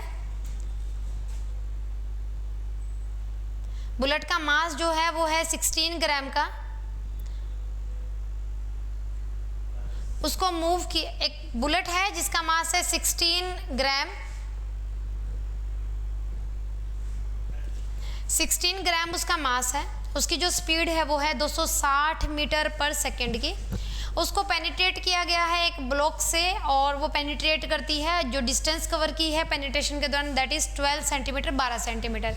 हमसे पूछा गया है एवरेज फोर्स के बारे में। देखो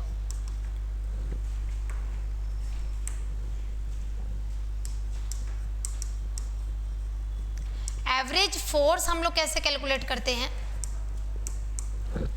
क्या क्या चीज़ें दी गई हैं आपको। मास दिया गया है 16 ग्राम का, जो स्पीड है, जो स्पीड जो दी गई है आपको, इनिशियल स्पीड दी गई कि शुरुआती स्पीड कितनी थी 260 मीटर पर सेकेंड। जब वो पेनिट्रेट करता है तो कितना डिस्टेंस ट्रेवल करता है, 12 सेंटीमीटर का।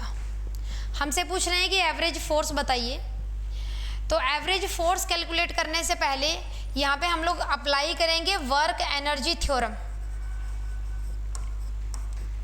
वर्क एनर्जी थ्योरम बोलता है कि जितना वर्क किया जाता है that is equal to change in kinetic energy. Work done is equal to change in kinetic energy.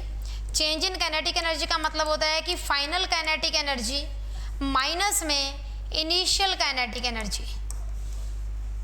Final kinetic energy minus में इनिशियल काइनेटिक एनर्जी। तो यहाँ पे पहले हमें काइनेटिक एनर्जी की वैल्यू को कैलकुलेट करना पड़ेगा। तो जो इनिशियल काइनेटिक एनर्जी होती है उसको कैसे कैलकुलेट करेंगे। काइनेटिक एनर्जी का फॉर्मूला होगा half into m into v का स्क्वायर। हाफ इंटू मास आपको दिया गया है 16 का, और इनिशियल स्पीड जो आपको दी गई है दैट इज 260 मीटर पर सेकेंड, इसका स्क्वायर। अब जो मास है ये आपको ग्राम में दिया गया है, तो इसको आपको किलोग्राम में कन्वर्ट करना है 0.016 kg। और ये जो डिस्टेंस 12 सेंटीमीटर है इसको भी 0.12, इसको भी मीटर में कन्वर्ट करना है, क्योंकि यू जो है आपका वो मीटर में है। और जो आंसर हमें दे रखा है वो न्यूटन में दे रखा है, तो यूनिट सिस्टम कन्वर्ट करने पड़ेंगे। इसको लिखना है 0.016, 0.016 इंटू में 260 की पावर 2। ये काइनेटिक एनर्जी जब आप लोग कैलकुलेट करोगे हाफ इंटू में 0.016 इंटू में 260 का स्क्वायर, ये वैल्यू जब आप लोग कैलकुलेट करते हो तो इसका रिजल्ट आपका आएगा, इनिशियल काइनेटिक एनर्जी आएगी 540.8 जूल, 540.8 जूल। ये आपकी इनिशियल काइनेटिक एनर्जी आएगी। इसने कहा है एक बुलेट है, उसकी इनिशियल वेलोसिटी है आपके पास, उसका मास दे रखा है और एक ब्लॉक को पेनिट्रेट करेगी। जब भी वो ब्लॉक को पेनिट्रेट करेगी तो जब पेनिट्रेट करती है तो उसकी फाइनल वेलोसिटी 0 हो जाती है। जब ब्लॉक के अंदर वो चली जाएगी, पेनिट्रेट करेगी 12 सेंटीमीटर की दूरी तय करने के बाद, तो उसकी फाइनल वेलोसिटी खत्म हो जाएगी, यानी कि वो रेस्ट में आ जाएगी, रुक जाएगी। फाइनल वेलोसिटी अगर 0 होगी तो काइनेटिक एनर्जी भी क्या हो जाएगी, 0, क्योंकि half into m into v का स्क्वायर। वेलोसिटी 0 होगी तो फाइनल काइनेटिक एनर्जी भी आपकी 0 हो जाएगी। तो नेट जो मेरे पास वर्क एनर्जी थ्योरम बता रहा है, work is equal to change in kinetic energy final minus initial, तो फाइनल है 0 और इनिशियल काइनेटिक एनर्जी की वैल्यू है 540.8 जूल। तो ये मेरे पास वर्क की वैल्यू आ जाएगी 540.8 जूल, ये वर्क आ जाएगा। अगर मुझे वर्क पता है और एवरेज फोर्स मेरे से पूछ रहे हैं, तो एवरेज फोर्स की वैल्यू होती है work is equal to force into में डिस्प्लेसमेंट, तो फोर्स आ जाएगा work divided by displacement. Work की वैल्यू आई है 540.8 जूल, जो डिस्प्लेसमेंट है वो 12 सेंटीमीटर यानी कि 0.12 मीटर का है। आप इसको सोल्व करेंगे विद नेगेटिव साइन, ये नेगेटिव वैल्यू है आपकी वर्क की, क्योंकि फाइनल माइनस इनिशियल, फाइनल आपका 0 था, इनिशियल आपका नेगेटिव में चलेगा। नेगेटिव साइन दिया गया तो आपको नेगेटिव साथ में उठाना पड़ेगा। 540 को जब इससे आप लोग डिवाइड करोगे तो आपका जो करेक्ट आंसर आएगा that is option number B 4510 newton with negative sign.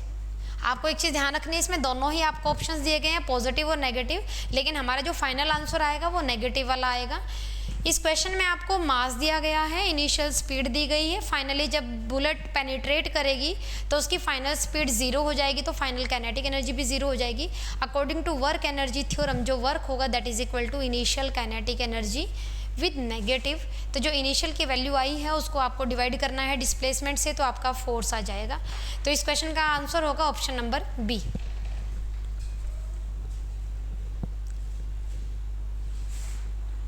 Next question है, नेक्स्ट क्वेश्चन होगा, एक वोल्टमीटर है, वोल्टमीटर का जो रेजिस्टेंस है वो है 180 ओहम यानी 180 ओहम, और उसको एक रजिस्टर के अलोंग लगाया गया है। हमसे रेजिस्टेंस पूछ रहा है, इक्विवेलेंस रेजिस्टेंस की टोटल रेजिस्टेंस मेरे से पूछ रहा है। हमेशा एक फैक्टर याद रखना, जब भी वोल्टमीटर को किसी रजिस्टर के साथ कनेक्ट किया जाता है तो वोल्टमीटर को हमेशा पैरेलल में किया जाता है। वोल्टमीटर को जब भी अटैच किया जाएगा, वोल्टमीटर को हमेशा पैरेलल में जोड़ा जाता है, वोल्टमीटर को जोड़ा जाएगा पैरेलल में। वोल्टमीटर का अपना एक रेजिस्टेंस होता है 1800 ओहम वोल्टमीटर का रेजिस्टेंस है, और जो रजिस्टर है इसका रेजिस्टेंस दे रखा है 200 ओहम। हमसे इक्विवेलेंस रेजिस्टेंस पूछ रहा है। अगर यहाँ पे वोल्टमीटर की बजाय एमीटर आ जाता तो आपका होता सीरीज़, एमीटर को सीरीज में जोड़ा जाता है जबकि वोल्टमीटर को पैरेलल में जोड़ा जाता है। 1/, में टोटल इक्विवेलेंस रेजिस्टेंस होती है 1/R1 प्लस में 1/R2। तो एक की रेजिस्टेंस है मेरे पास 1800 और एक की हो जाएगी मेरे पास 200। एलसीएम लेंगे,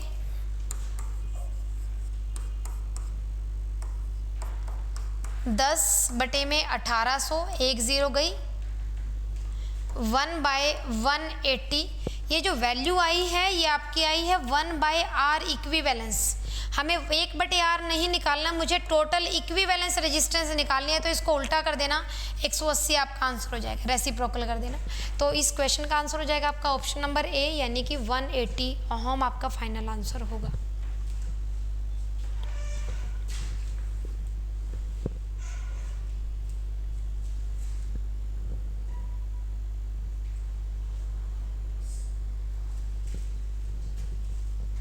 तो ऑलमोस्ट हमारे क्वेश्चंस हो चुके हैं। सर कर दो एक बारी वो क्वेश्चन दिखाना, एक बारी देख लूँ मैं।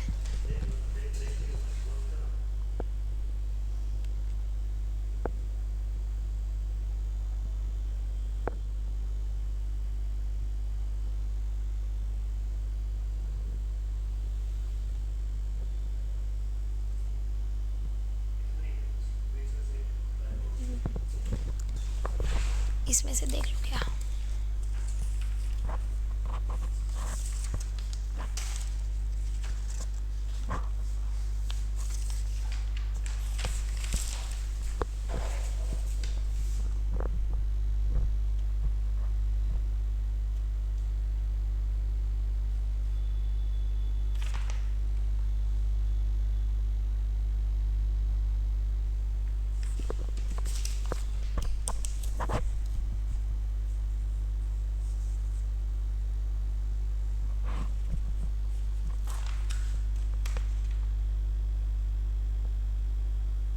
मिल गया।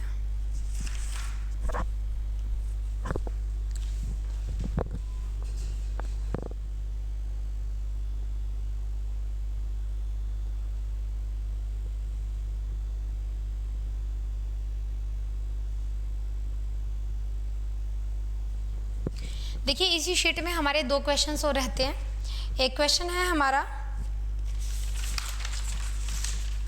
क्वेश्चन नंबर 140 क्वेश्चन में हमें स्टेटमेंट में बोल रहे हैं for an object to be seen sharply, अगर हमें किसी ऑब्जेक्ट को शार्पली देखना है तो बताइए उसकी इमेज कहाँ पे बनती है। किसी भी चीज़ को जब हम लोग देखते हैं तो इमेज कहाँ पे बनती है, रेटिना पे बनेगी। तो इसका ऑप्शन हो जाएगा ऑप्शन नंबर 3 रेटिना। एक क्वेश्चन और आपका रहता है क्वेश्चन नंबर 139 में हमें जो गिवन होगा फ्रीक्वेंसी दी गई है 500 हर्ट्ज़ की और जो फेज़ वेलोसिटी दी गई है उसकी वैल्यू है 360 मीटर पर सेकेंड। हमसे फेज़ डिफरेंस पूछा गया है कि फेज़ डिफरेंस क्या होगा। फेज़ डिफरेंस क्या होगा अगर आपको टाइम डिफरेंस दिया गया है 10⁻³ सेकेंड का, ये क्वेश्चन है। तो फेज़ डिफरेंस जो होता है, फेज़ डिफरेंस कहीं ना कहीं एंगल से ही रिलेटेड होगा। फेज़ डिफरेंस का हमारा फॉर्मूला रहेगा 2 पाई इंटू में फ्रीक्वेंसी इंटू में टाइम, 2 पाई इंटू में फ्रीक्वेंसी इंटू में टाइम। तो हमें दे रखा है 2 पाई इंटू में फ्रीक्वेंसी दे रखी है आपको 500 हर्ट्ज़ और टाइम दिया गया है 10⁻³ सेकेंड। वेलोसिटी का यहाँ पे कोई भी रोल नहीं है, तो यहाँ पे हमारा आंसर हो जाएगा 2 इंटू में पाई की वैल्यू, पाई को एज इट इज़ रखना है क्योंकि इसी के टर्म्स में हमसे आंसर पूछ रहे हैं। 1000 पाई इंटू 10⁻³ तो 10⁻³ और 10⁻+3 कैंसल आउट हो जाएंगे। तो यहाँ से जो हमारा फेज़ डिफरेंस आएगा दैट विल बी पाई। तो इसका जो ऑप्शन होगा दैट विल डी, इसका जो ऑप्शन होगा वो डी ऑप्शन आपका करेक्ट होगा। फेज़ डिफरेंस का फॉर्मूला होता है 2 पाई इंटू में एफ इंटू टी। तो ये हमारे फिजिक्स के सॉल्यूशंस थे। आई होप कि मोस्ट ऑफ द क्वेश्चंस हमारे सही हैं और आगे जिस भी स्टूडेंट को प्रिपेयर करना है एचटेट के लिए आप लोग हमारे साथ जुड़ सकते हैं, theory as well as MCQs के लिए। Thank you so much.